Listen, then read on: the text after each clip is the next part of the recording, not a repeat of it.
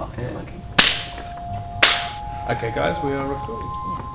You've interviewed over 1,000 paedophiles. Is there any common theme with a lot of them? The sense when you're in front of some of these offenders, it'll make the hair stick up on the back of your neck. You're speaking to a human being that is very dark. They commit acts of evil, and they sometimes not only are ambivalent, but they relish the acts. I've had a lot of fantasies of having a wife, having children, just so I can abuse them. And the fantasy would be my wife passes away for some reason and I get to take care of the children. I take them into a secluded area where I'm the only one that they can depend on. Before you came to prison, what would be your preferred age range for males? Like how young? Mostly with the youngest age possible. One or two of my infant victims there were male. And it was 4-year-old male. So as young as possible because of the deviant attraction. And for females, would you also be aroused to infant female? Yes. The more defenseless and vulnerable they are, the more attracted I am. Anytime I saw an opportunity, I would try for it. Okay. How many times do you have an opportunity like in a day? I would say the peak would probably be about 15, 16 a week. It's horrifying. It's horrifying. When I use the word evil, I say, tell me a better word. That's how it feels.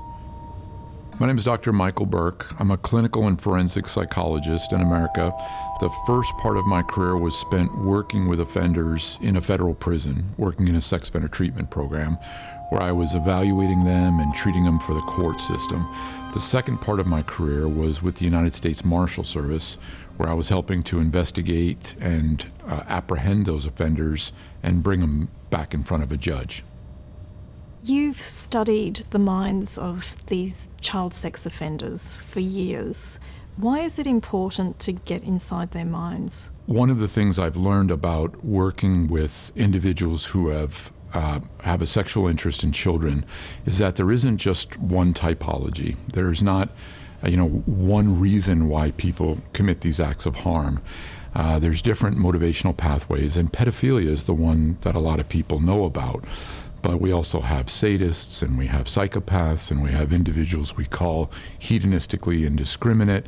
And then we have the largest group of offenders, which are none of those, which are opportunistic offenders, or people that offend just because someone is in the wrong place at the wrong time. Can you take me through each one of those different typologies?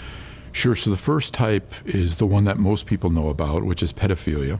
Pedophilia is a sexual interest in prepubescent children. So sometimes people think it's an interest in anyone under the age of 18, but really it's prepubescent. But a sexual interest in children is one of the main motivators. And we have individuals who are exclusive, and they are only interested in children, and then others who are non-exclusive, which, as the name implies, they also may have adult relationships, they may be married, and they also are capable and do harm children. The next type of offender would be a psychopath. And a lot of people are familiar with psychopathy. They know that there's individuals out there that don't have a conscience. They don't have any sense of remorse. They do have an ability to experience emotion. They just don't have the ability to experience yours. So they can't put themselves in someone else's shoes.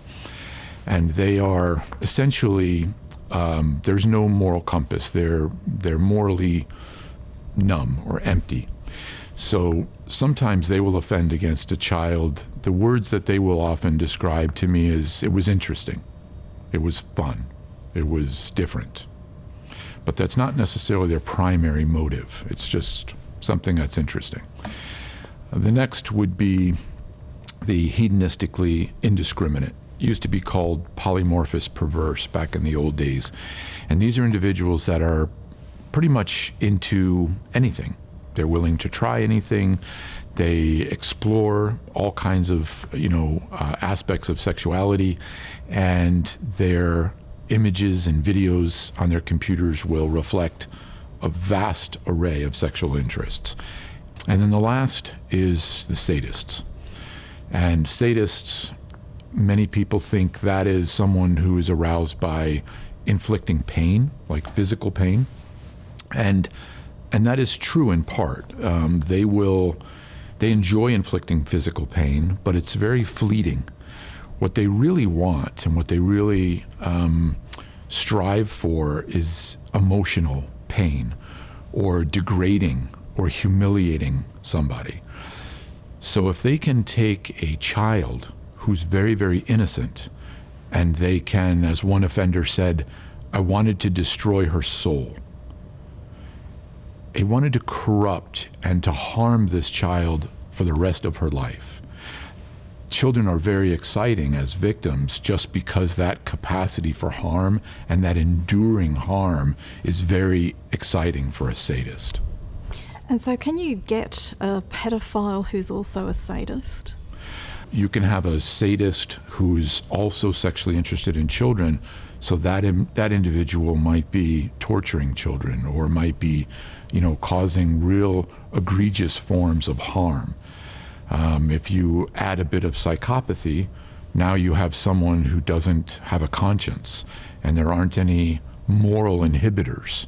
So that's a very dangerous person because the doors are wide open and that depravity is this engine that's pushing them toward acts that are very, very harmful and very depraved. How do they reconcile what they're doing? So each of those types views their own relationship with children differently. And it's actually one of the ways you can sometimes tell what type is in front of you.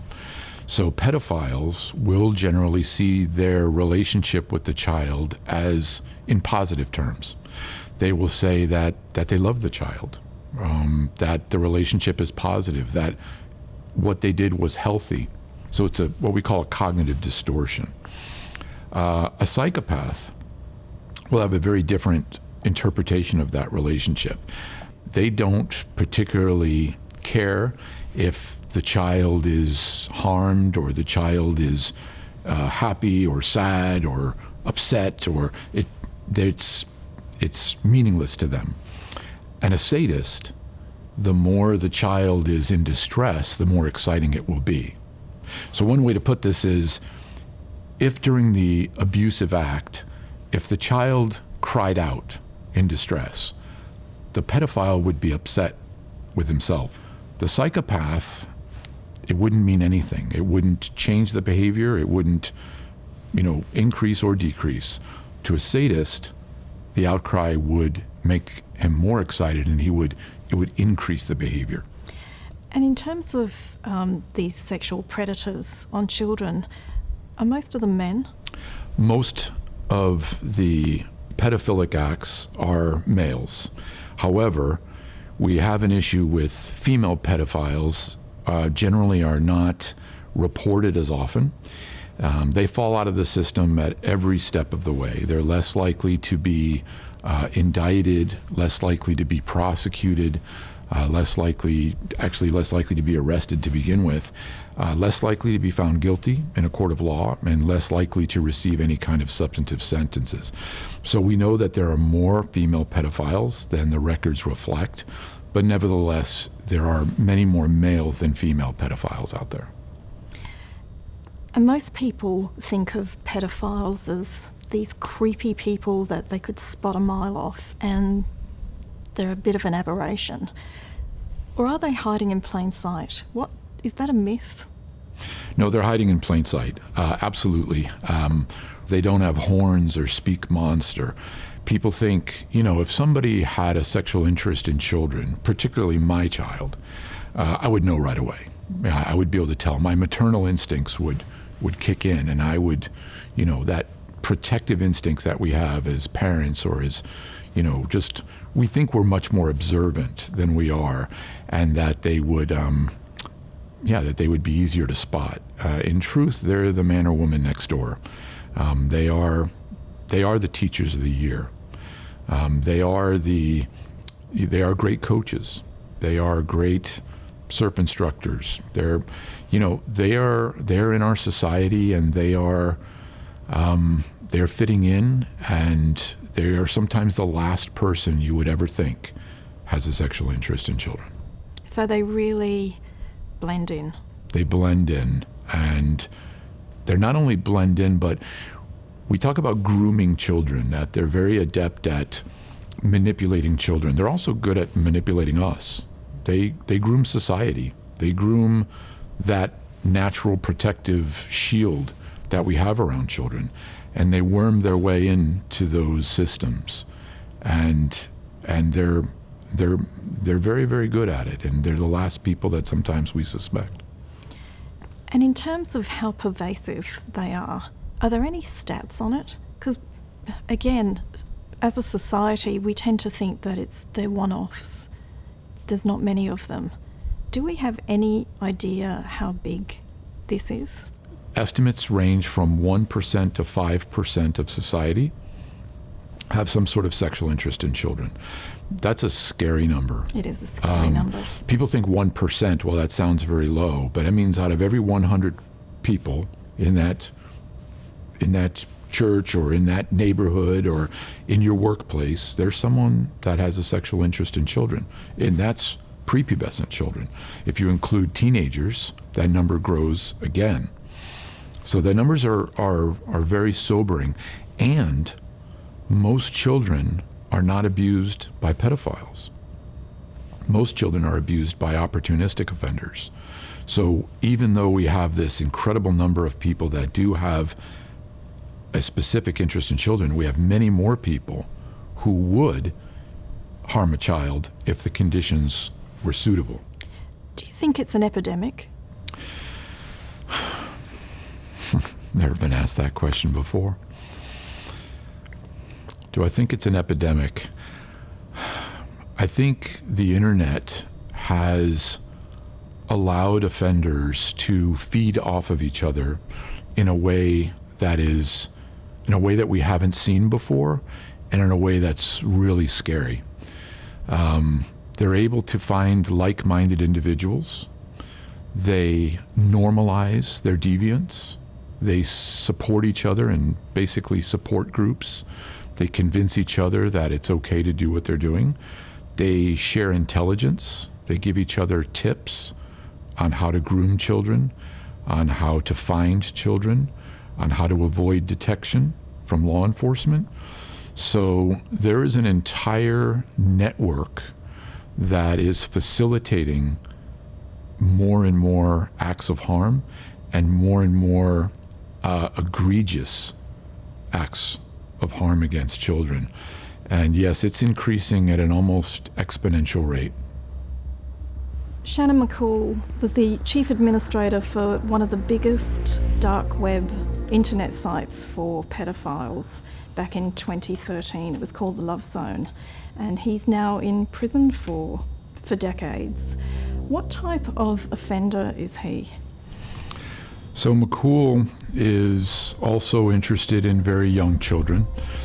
So he may fall into the category of infantophilia, very helpless, very innocent and vulnerable children. Those qualities would be very attractive to someone like him.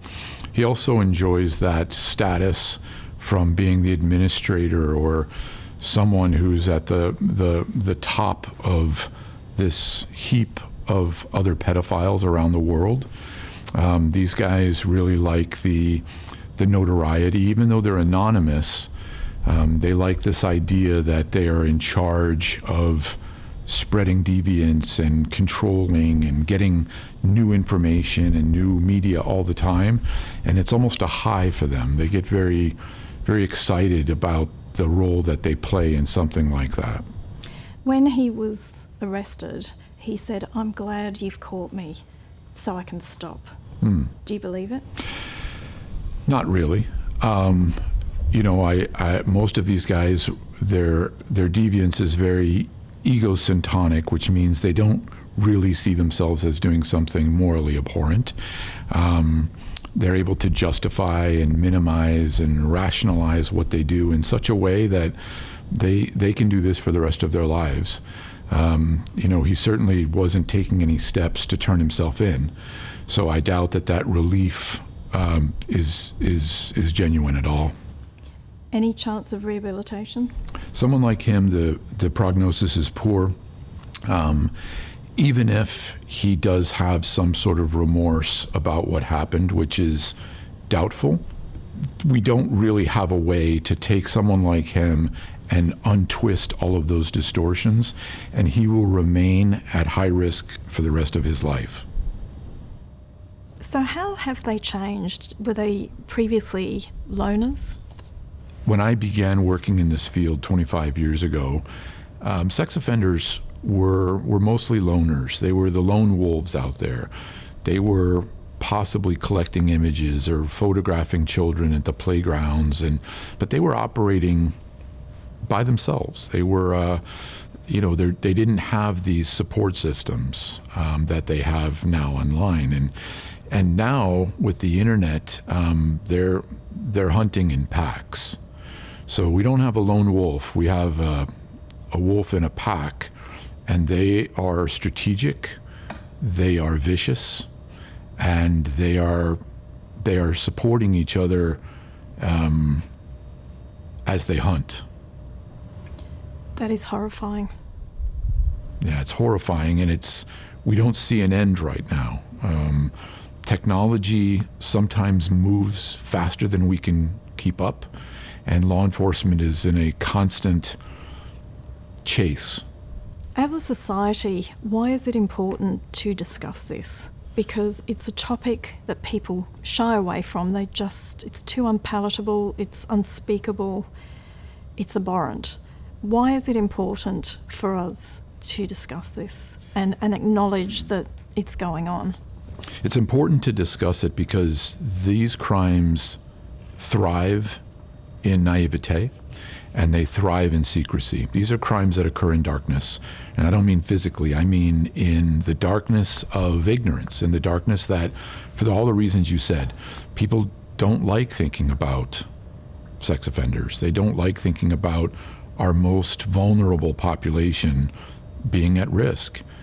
People in general love kids. We are biologically predisposed to protect not only our own kids, but everybody's kids. We wrap our collective arms around children. And the idea that there is another human being that's intent on getting around our protective barriers is super scary. But in that ignorance and in that silence, in that refusal to step into this world and really see it for what it is, that allows these men to do what they do almost with impunity. It emboldens them. And do they look for areas where it's easy to get into? Almost all the offenders that I worked with had a strategy on how to find a child. It was sometimes, grooming, ingratiating themselves, finding a single mom who believed that her son could use a positive male role model. Others worked around kids. They knew that if they could work in an environment where people trusted them, that they would have positional authority over the children, that the parents would be less likely to be suspicious if they saw something that otherwise might seem a little untoward, someone too handsy with their children, or someone that was just violating a boundary in some way, that people would dismiss it. So yes, many of the offenders worked in environments where there might be opportunities to abuse or exploit a child. The big question I was going to ask you, can they be rehabilitated? So the answer is, unfortunately, we don't have any solution.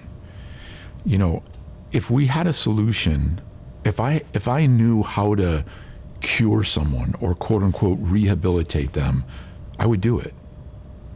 I would right now, instead of spending time having, this conversation, I would be out making sure that men and women don't ever harm a child. I would put myself out of business. the truth is I don't know how to do that, and neither do any of my colleagues. So the model that we use is not a curative model. It's a management model. So our goal is to try to help these individuals that have these predilections so that they never again go into their nephew's bedroom or their niece's bedroom and act out on those fantasies and those urges. Because I can't change what they think about when they look up at the ceiling at night. But if the volitional behavior, if the act is a choice, then with internal management and appropriate external management, we have a prayer of preventing the manifestation of those fantasies and urges. If you have a look at convicted pedophiles or sex offenders in Australia, quite a number of them get out after a very short time. And it makes you wonder if they can't be rehabilitated or they've done rehabilitation in prison. How often do they repeat that offence if they can't be cured? So we don't know the exact numbers for reoffence. Often people will cite statistics, particularly in courts of law, and they'll say, well, you know, they'll tell the judge, well, my client has a very low risk of recidivism. And they'll cite research. They'll say, well, this research says it's only 6% or it's 8%. And depending on the study, some studies are very low. But what's important to mention about those studies is that recidivism, as defined in those studies, is not reoffense. Recidivism is reconvictions in those studies. It's getting caught, and not only getting caught, but the child has to have the ability to communicate. The child has to be believed. The child has to make that disclosure and then, you know, have it believed. The police have to be able to collect enough evidence. The prosecutor has to have enough to take the case. It has to go to trial for the original charge. He can't plead down to a lesser offense. He has to be found guilty, and he has to lose all his appeals. There's actually 11 steps that have to be met before something shows up as quote-unquote recidivism.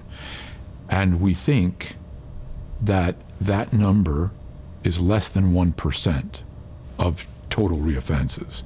So these guys are reoffending, but many, many, many cases drop out before they reach the stage where you would say it's in the official records. 84% of victims never disclose their sexual abuse in their entire life.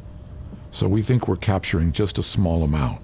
So reoffense is much, much higher than what the statistics would reflect. How hard is it to get a conviction? It's very difficult to make some of these cases. You know, children sometimes, you know, don't make the best witnesses. Children sometimes recant. They'll change their stories.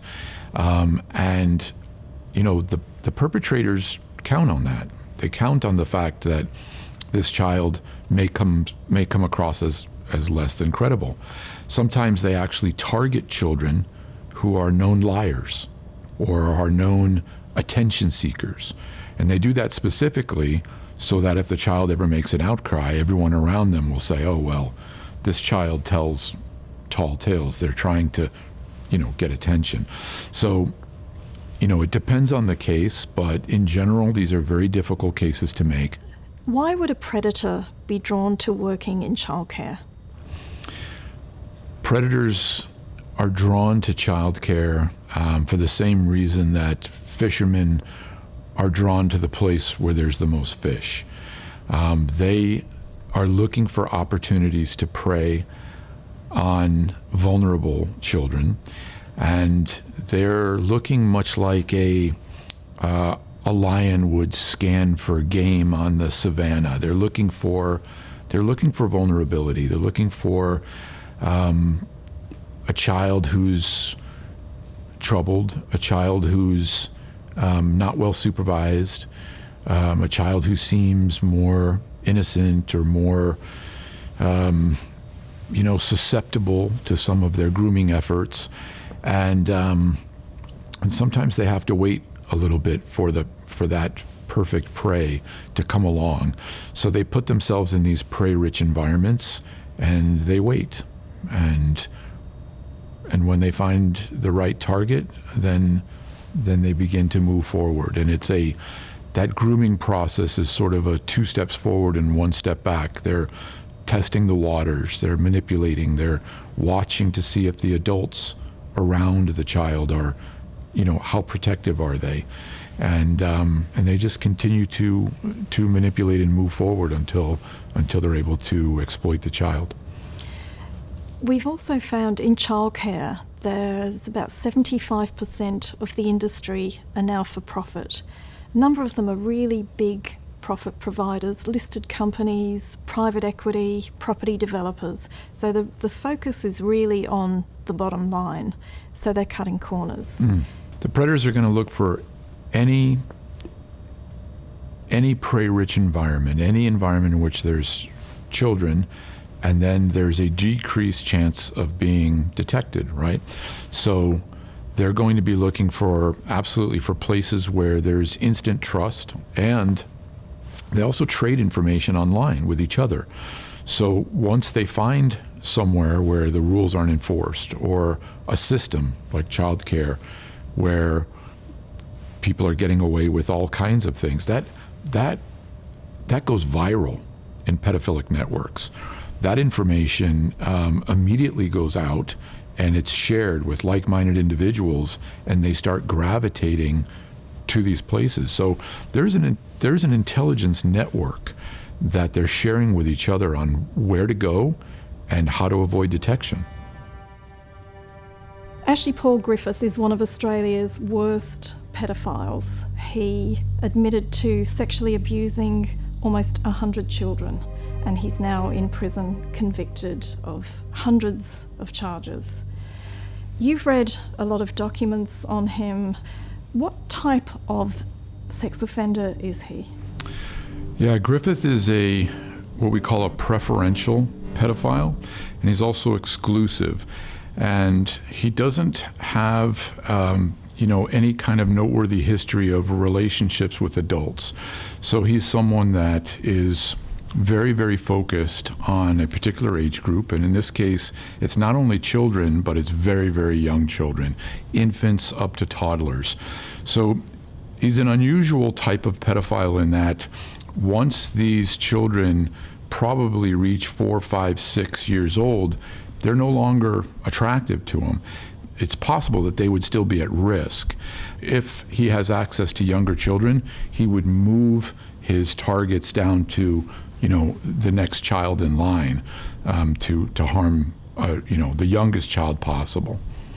He catalogued all of his victims, their age, gave them a pet name, and the sort of things he did to them. Does that give you any insights into the type of person he is? Yeah, that's one of the things we always look at, is the way that the offenders organize their child abuse material. You can get a lot of insights into whether they're focused on the act, whether they're focused on some sort of physical characteristic of the child or some kind of vulnerability, or the method by which they attempted to groom the child or incapacitate the child. So their little file collection, their organizational structure does give you a sense of what's important to them. He also was able to set up tripods in childcare centres, in some cases for up to 20 minutes. What does that tell you about what's going on in some of these childcare centres? So the takeaway from the setting up of equipment such as tripods is that it's audacious, it's very it's bold, unless you believe that your chances of being detected are slim. And I suspect that he's conducted surveillance in the child care center, and he understood some of the patterns that other staff had, and he was confident that he could set up the equipment, take the footage that he wanted to take, and be able to take that equipment down, all without being detected by others. How do we fight this? We need to have an intelligence network that's equivalent or surpasses theirs. We need to be sharing information on how to keep our kids safe. We need to do more with online safety. And that means not only training youth, teens, but also training parents, and training educators. We need to have more legislation that we should be demanding that internet service providers and companies that have inappropriate communications crossing their platform, that they are obligated to report to law enforcement. That alone would make such a huge difference.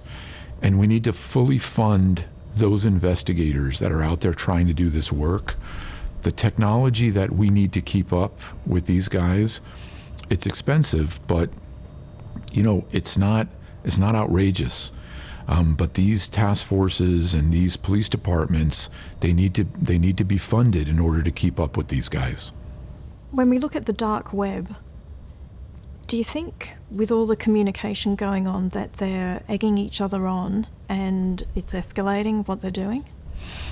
Yeah, so one of the things that we definitely see, and it's both the clear web as well as the dark web, is this sense of ego and competitiveness, and frankly, it's a kind of a warped status. And in these groups, they sometimes even have titles. They give themselves these names, and whoever has uploaded the most images, or whoever has, completed these challenges in some way or another, that they gain status. Other groups, simply to be a part of that group, you have to meet certain requirements. You have to upload certain images or certain original material. And that does create an environment where new images and more deviant images, or these little niche interests, so these combination of paraphilias, someone will ask, does anyone have any videos of someone doing this to a child? And someone will respond and say, well, I don't have any of those right now, but I'm going to babysit for my nephew next week and I can get you one. And eventually what happens is these images and videos begin to be used as currency.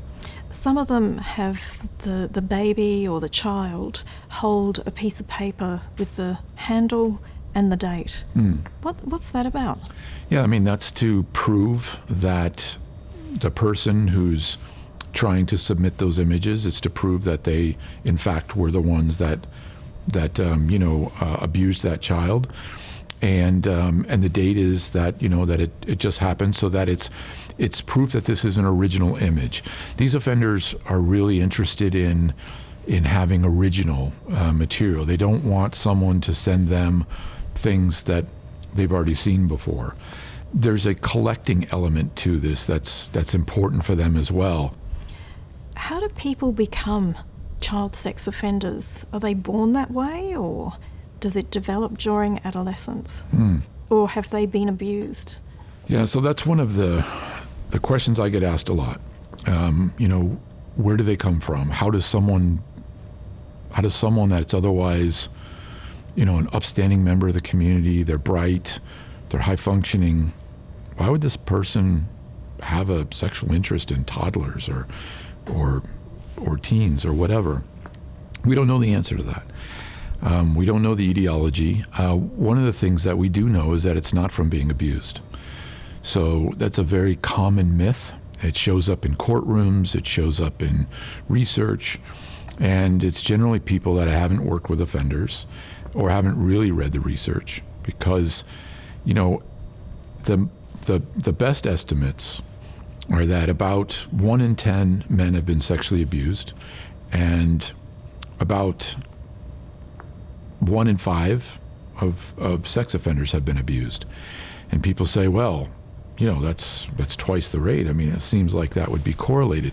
But if you look at other crimes, drug crimes, assault, bank robbery, you find that those rates are also 1 in 5.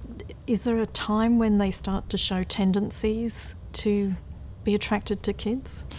So offenders, pedophilic and hebephilic offenders, develop their predilections and develop their interests the same time as everyone else develops their sexual interest, and that is during adolescence. So during adolescence, people go through identity formation, and we learn a lot about ourselves.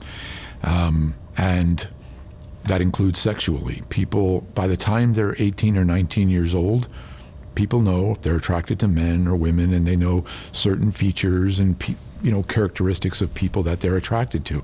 That tends to remain the same throughout the lifespan. People generally do not change their predilections. I say people don't wake up at age 45 suddenly afflicted with a bad case of pedophilia. This isn't something that you can somehow develop later in life. So offenders who are aroused to children knew that they had these predilections when they were adolescent. As one offender said, when I was 13, I was attracted to 13-year-olds. When I was 18, I was attracted to 13-year-olds. Now that I'm 48, I'm attracted to 13-year-olds. He said, I got stuck. He said, other people move on, but I got stuck. He said, I don't know why, and I wish I hadn't, because all that's happened is I've hurt people and I've ended up in prison. But, that is nearly always the case, is that these individuals knew when they were 14, 15, 16 years old what their interests were, and it will not change. And some pedophiles in childcare are going after raping babies as young as 5 months old or 12 months old, pre-verbal and tiny and helpless. What sort of person would do that? So there's actually a subset of pedophiles, and they're called nepiophiles or infantophiles. And they are people who are attracted to children, between birth and usually age 2. They have some of the same characteristics of pedophilia, but as you say, these are victims that are extraordinarily helpless. They are pre-verbal.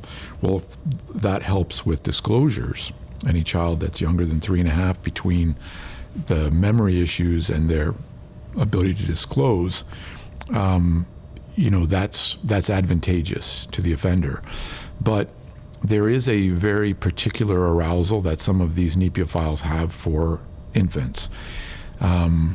What's fascinating about that group is and I have spoken with them and said, what is sexually interesting about an infant, 3-month-old?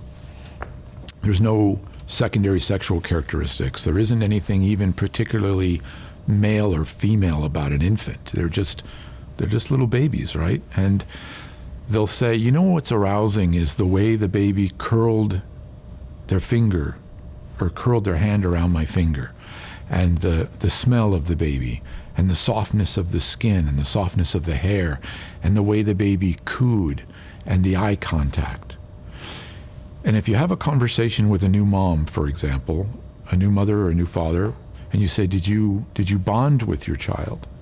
And that parent says, oh, absolutely. It was an incredible emotional experience the first time I held my child. And you say, tell me about that. And they say, well, the baby curled her hand around my finger, and the smell and the softness of the skin and the softness of the hair and the way they cooed and the way they made eye contact. It's exactly the same script. But what is for a normal person an incredibly powerful emotional experience, for nepiophiles is an incredibly powerful sexual experience. So it's like the wiring has been unplugged from something that's biologically beautiful, and it's been corrupted into something that's biologically horrific. Are there any red flags that parents should be looking out for? People always ask me, what should I look for, right? Everyone wants to know, what are the signs? And, we don't have a lot because they are so good at fitting in. One of the things that I advise youth serving organizations to look for is emotional over-identification with children. And by that I mean, of course we want someone to be good with kids. We want somebody to, have the ability to listen to kids and the ability to, there's nothing wrong with participating in a school skit and to be silly with kids and to joke around with kids. But it's a problem when someone thinks of themselves as an 8-year-old trapped in a 45-year-old's body. You know, if they are childlike when there's no children around, when their interests and hobbies are more like a child than more like an adult. So when you have these people that over-identify with children, when they don't have a lot of adult relationships or friendships, you know, this is one of the signs that we look for that I would consider a red flag. Other things are looking for signs of grooming, looking for signs that they are, you know, showing or desensitizing children to sexual themes. With teens, you might see it with jokes, right? Or allowing them to see a movie that's inappropriate or touching. But when you have slightly more invasive or more pervasive touching, that can be a red flag as well. So what I usually recommend to parents is just to have, rather than try to identify very specific signs, is instead have communication with your child, especially teens, and just say, if something happens that you find weird, or you just don't feel right with a certain adult, let's talk about it. But even younger kids, if somebody just makes you feel weird, because kids, we can't expect children to be in a position to understand inappropriate. What does that mean to a child? They don't know. So instead we just say, if somebody makes you feel weird, come and talk to me. And, you know, that allows the kid to feel like there's not going to be judgment, that it's just something weird, and it really opens up that communication. That is really the key to halting this in its tracks, is the relationship between a parent and a child. And that includes online behavior. If anybody makes you feel weird online or uncomfortable, let's talk about it. That's key.